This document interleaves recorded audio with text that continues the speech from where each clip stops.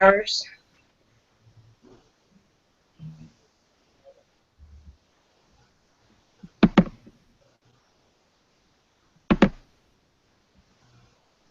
Sunday, December 7th, 1941, the naval hub of the West, home of the United States Pacific Fleet, Pearl Harbor Station was brutally awoken to an attack unlike any other.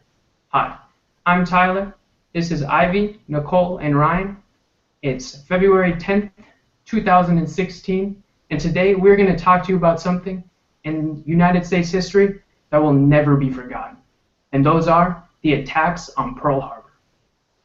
The timing and targeting of the attacks on Pearl Harbor by the Japanese Navy destroyed an enormous amount of United States naval equipment, while taking the lives of far too many servicemen and citizens, ultimately leading to long-lasting effects on families of the fallen and United States citizens alike. What angered the Japanese to the point that they wanted to attack the United States? I'm going to pertain to this question first.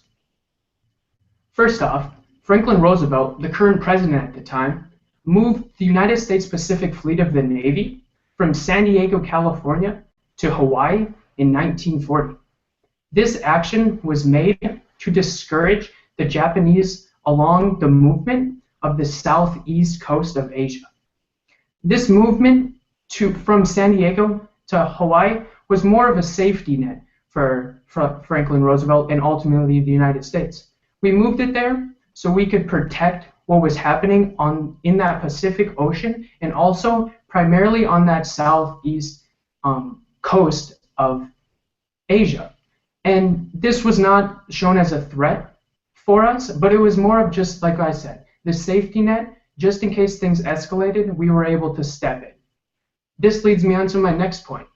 Japan, they continued with that path of destruction. They did not stop, and thus, with them not stopping, the United States decided to cut all oil ties with Japan. With that, plus the ongoing failures of negotiations between the United States and Japan, the combination of moving to Hawaii, the failed negotiations, and also the seizing of oil to Japan caused for that day that we'll never forget. Overall, the United States Pacific Fleet was moved to Hawaii in 1940 by Franklin Roosevelt. The proximity to Japan ultimately proved as one of the catalysts to those attacks that we'll never forget. On this Sunday, December 7th, 1941.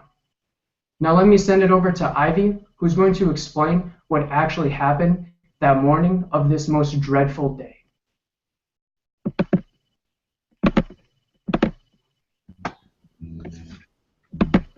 The attack on Pearl Harbor began at 7:55 in the morning and lasted about an hour and 15 minutes. The entire event was over by 9:45 in the morning. Most damage was done within the first 30 minutes of the attack. The first Japanese dive bomber was part of a wave of nearly 200 aircraft, including torpedo planes, bombers, and fighters. The first wave consisted of 183 planes and was launched just north of Oahu. 6 of these planes failed to launch. Sounds of alarms, exploding bombs, and gunfire alarmed the men aboard the U.S. ships, prompting them to dress and report to general quarters stations. The second attack happened about 45 minutes later. It consisted of 171 planes, 4 which failed to launch. The second wave was divided into 3 groups. One was directed to attack Kaneohe and the rest Pearl Harbor. The separate sections arrived at the attack point around the same time from different directions.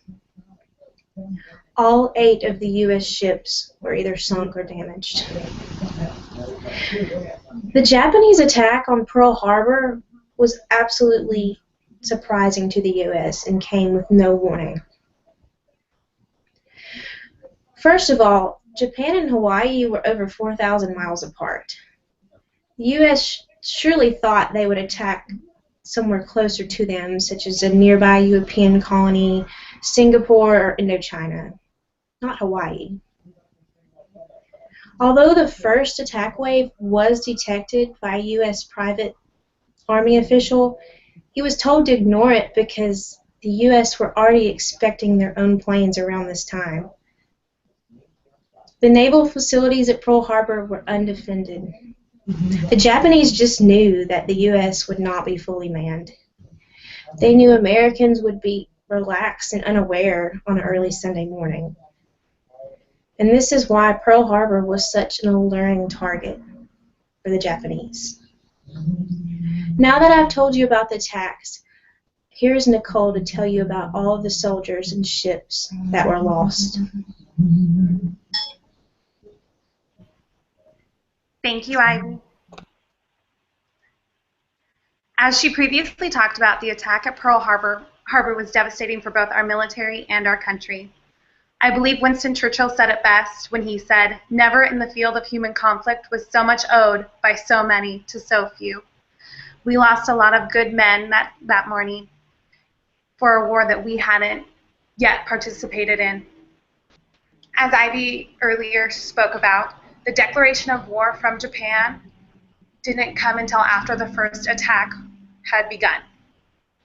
And due to the surprise attacks, we were unprepared to retaliate or protect ourselves, and that resulted in the death of 2,400 men and the injuries of an additional 1,100. And while the attacks affected mostly military men, we also lost 68 civilians. During the attack, we lost 20 ships, including 8 battleships. The original focus of the Japanese pilots was to go after our aircraft carriers, but the 3 regularly stationed at Pearl Harbor were already out to sea. We also lost a 300 aircraft, which made any quick counterattack near impossible. The most well-known ship lost was the USS Arizona, where we lost the most of our men. It was hit 4 times by Japanese aircraft and sustained unsurmountable damage, including being kept aflame due to an earlier fueling for a future voyage. We lost almost half of our men on that ship, including 23 sets of brothers. Just to finish off, the attack at Pearl Harbor was the largest on U.S. soil until September 11, 2001, and has left a lasting impression on our country. I'm going to hand this over to Ryan, where she will let you know what happened after the attack. Thank you, Nicole. December 7th, 1941 is a day Americans will never forget. On this day, thousands of American lives were lost, and America was catapulted in a war we had adamantly tried to stay out of. In the aftermath of this tragedy, President Franklin Delano Roosevelt would give an iconic speech to Congress, as well as declare war on Japan the following day. As Americans, both past and future generations, it is imperative that we honor and remember the lives that were lost that day through history, stories of survivors, and the memorial that sits in the harbor today. Now that we have established the events that led to this great tragic event, let us now take a look at what happened in the days to come. Upon learning of the attacks in Pearl Harbor, President Roosevelt got to work drafting a speech that he would deliver to Congress. This speech became iconic as he declared that December 7th would be a day that would live in infamy. The following day, December 8th, 1941, President Roosevelt would also declare war on Japan, these events would then lead to the United States entering World War II. Although the lives that were lost on Pearl Harbor in the days and years to come in the war were great, President Roosevelt wanted to ensure that their sacrifice would not soon be forgotten. In 1958, President Roosevelt signed into legislation a memorial to be built over the USS Arizona, which still sits at the bottom of the harbor today. The memorial would be a bridge that would encompass the width of the ship and would also have a wall that would list all of the names of those lives that were lost.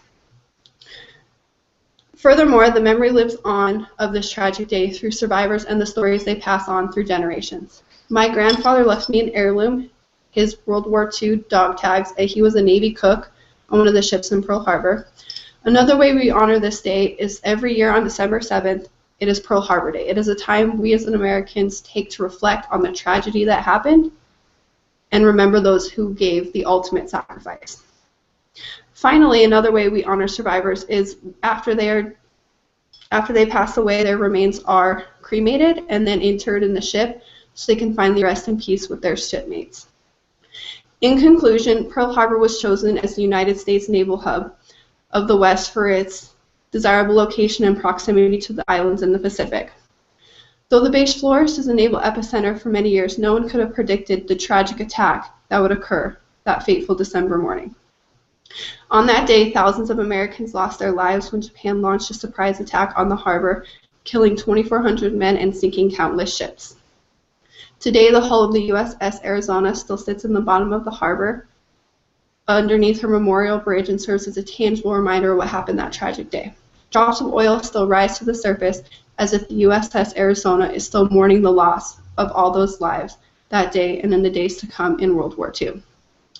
We may not remember the names of all the survivors or those that we lost that day, but as Americans, it is imperative that we honor and remember these survivors through history and the memorial and the stories that they tell. On behalf of myself, Tyler, Ivy, and Nicole, thank you.